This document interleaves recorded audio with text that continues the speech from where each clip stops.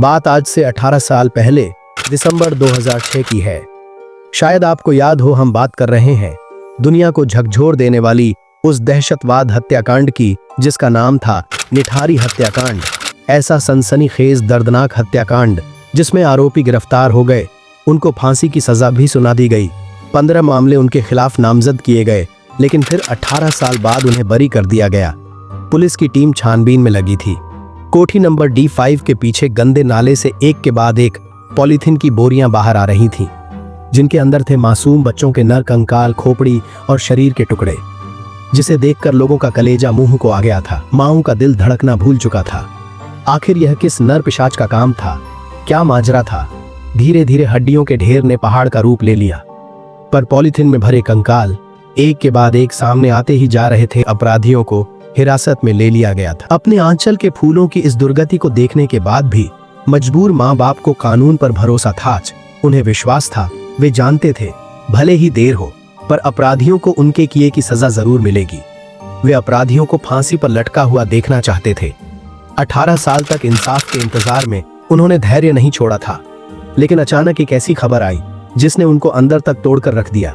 आखिर क्या है वह खबर? 18 साल बाद ऐसा क्या हुआ कि लोग कोठी नंबर D5 पर फिर पत्थरबाजी करने लगे?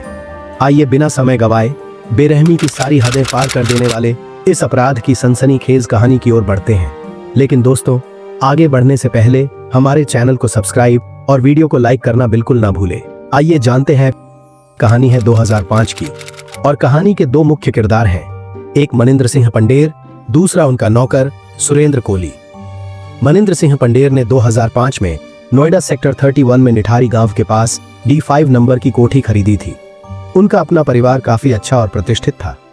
परिवार के सभी सदस्य और रिश्तेदार चंडीगढ़ में रहते थे, लेकिन उन्होंने नोएडा को अपने रहने का ठिकाना बनाया था।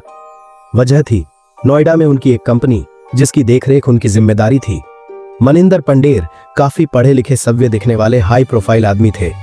उन्होंने दिल्ली यूनिवर्सिटी से अपनी पढ़ाई पूरी की थी और एक लग्जरियस लाइफस्टाइल फॉलो करते थे। उनकी इस कोठी में बड़े बड़े रसूखदार लोगों और जाने माने पॉलिटिशियन का भी आना जाना लगा रहता था, जबकि वे ज्यादातर काम के सिलसिले में विदेश में रहा करते थे। मनिंदर सिंह पंडेर खाने के काफी शौकीन थे, लेकिन परिवार से दूर नोएडा में अकेले रहने के कारण उन्हें खाना आदि बनाने के लिए एक सहायक की जरूरत थी। दूसरी तरफ सुरेंद्र कोहली उत्तराखंड के अल्मोड़ा का रहने वाला था और साल 2000 में यह मासूम सा दिखने वाला आदमी उत्तराखंड से दिल्ली आ गया। यहाँ वह एक ब्रिगेडियर के घर पर खाना बनाया करता था, जहाँ से उसका संपर्क मनिंदर सिंह पंडेर से हुआ और ब्रिगेडियर द्वारा उसकी तारीफ करने के कारण पंडेर ने सुरेंद्र कोहली को अपने पास बुला लिया।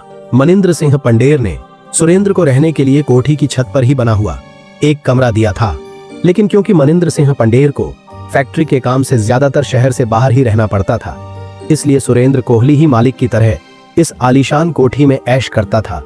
मनिंदर सिंह पंडेर एक अय्याश तबीयत के आदमी थे, जिसके कारण उनकी कोठी में कॉल गर्ल्स का आना जाना लगा ही रहता था। कई बार कॉल गर्ल्स का इंतजाम करने में सुरेंद्र कोहली भी मालिक की सहायता करता था।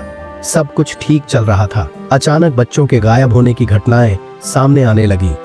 लोगों ने अनुभव किया था कि कोठी के पास स्थित पानी की एक टंकी के पास से ही अक्सर बच्चे गायब हो जाते हैं। कमाल की बात यह थी कि कभी भी कोई हाई प्रोफाइल बच्चे की गुमशुदगी नहीं पाई गई।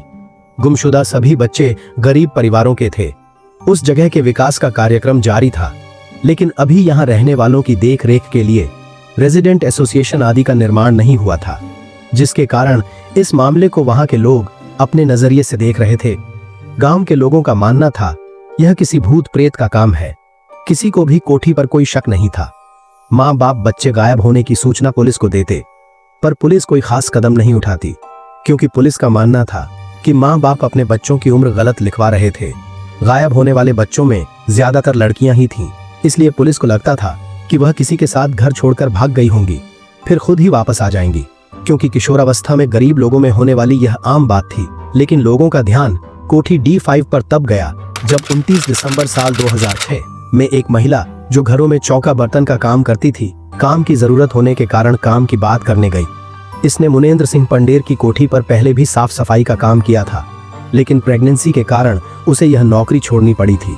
बच्चा होने के बाद वह फिर से उस कोठी पर काम करना चाहती थी, इसलिए इस लालच में कि काम जरूर मिल जाएगा वह कोठी में गई, लेकिन उस दिन के बाद से महिला कहीं भी दिखाई नहीं दी। उसका कोई अता पता नहीं चल पाया। उसके जान पहचान और परिवार वालों ने उसे बहुत ढूंढा, पर वह नहीं मिली। तो परिवार वालों ने पुलिस से शिकायत की, लेकिन पुलिस ने रिपोर्ट दर्ज नहीं की थी। उसके घर वालों को शक था कि वो कोठी से बाहर नहीं आई। लेकिन इस मामले ने नया मोड़ तब लिया जब साल 2006 में पायल नाम की लड़की लापता हो गई। यह खबर ऐसी थी जिसने जैसे एक नया पिटारा खोल दिया हो, वह भी ऐसा जो सबकी कल्पना से भी परे था। उसने अपनी गवाही में बताया कि पायल उसके रिक्शे में मुनेंद्र सिंह पंडेर की इस खूनी कोठी में आई थी। उसने रिक्शे वाले को कोठी के बाहर रुकने को कह वापस आकर पैसे देने की बात कही थी। काफी देर बाद जब वह वापस नहीं लौटी तो रिक्शा वाले ने पैसे लेने के लिए कोठी का गेट खटखटाया। इस पर सुरेंद्र कोहली ने बताया कि पायल तो काफी देर पहले जा चुकी है, जबकि रिक्शे वाला कोठी के सामने ही था। उसने पायल को निकलते हुए नहीं देखा। उसे शक हुआ। उसने यह बात तुरंत पायल के घर वालों तक पहुंचा दी। पायल के पिता नंदलाल ने आनन फानन में FIR लिखवाई और साफ कहा कि उनकी बेटी कोठी से गायब हुई है। पायल के पिता पुलिस पर दबाव बनाने लगे। पुलिस ने गौर किया कि इस घटना के पहले ही निठारी से लगभग 1 दर्जन से ज्यादा बच्चों के गायब होने की रिपोर्ट दर्ज हुई थी। पुलिस को मामले में गंभीरता नजर आई और कुछ बड़ा घपला होने के अंदेशे से पुलिस आनन फानन में एक्शन में आ गई। पुलिस ने कोठी D5 पर छापामारी की और जब वे कोठी के अंदर दाखिल हुए तो उन्हें वहां काफी शराब की बोतलें और आपत्तिजनक तस्वीरें फैली हुई मिली। पुलिस को जांच में कोठी के अंदर से पायल का फोन और पायल के कपड़े बरामद हुए। पुलिस ने उस नंबर के कॉल की डिटेल निकलवाई तो पुलिस को मुंबई से लेकर और भी तमाम जगहों के नंबर मिले। उन नंबरों की जांच की गई तो मनिंद्र सिंह पंडेर और कॉल गर्ल्स के संपर्क से जुड़े काफी सुराग बाहर आ गए, लेकिन जांच में इसके सिवा कोई ऐसी खास चीज नजर नहीं आ रही थी कि उन्हें गिरफ्तार कर लिया जाए। लेकिन अपराध अपना पता खुद देता है। पुलिस के साथ ही लोकल लोग भी अंदर आ गए थे। इन कुछ लोगों ने नोटिस किया कि कोठी के बैक साइड में एक बड़ी ग्रिल लगी हुई थी, जिसके पीछे एक गंदा नाला बहता था। लोगों ने देखा कोठी के ठीक पीछे वाली जगह पर नाले में काफी मात्रा में पॉलीथीन की बोरियां पड़ी थीं। तुरंत पुलिस को सूचना दी गई।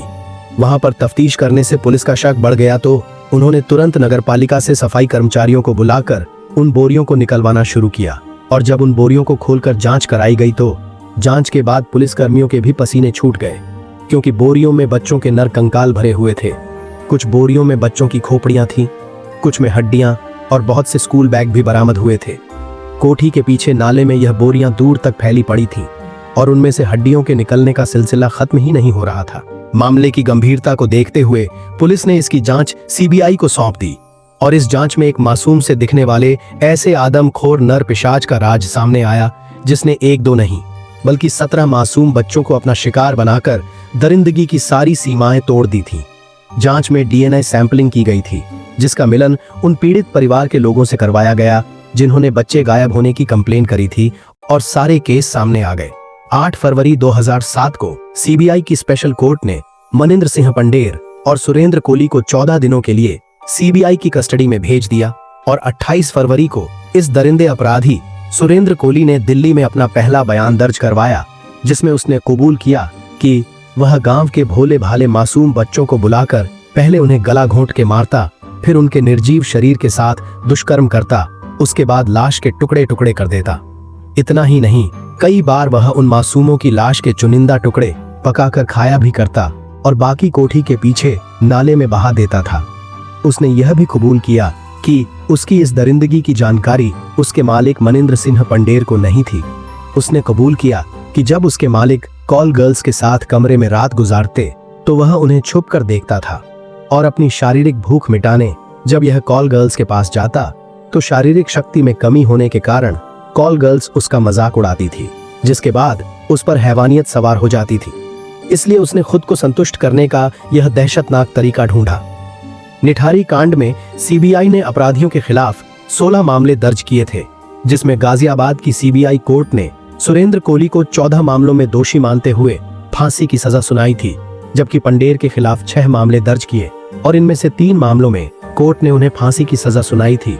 लेकिन बाद में अदालत के अनुसार केस से संबंधित सभी कंकाल पुलिस को नाले से मिले थे, जो निठारी में बनी कोठी नंबर D5 और D6 दोनों की ही सीमा पर थे। साथ ही इस केस में एक भी कंकाल की बरामदगी मनिंद्र सिंह पंडेर के घर से नहीं हुई थी। सभी शवों के धड़ गायब थे और शक जताया गया कि यह मामला अंगों की तस्करी का भी हो सकता है।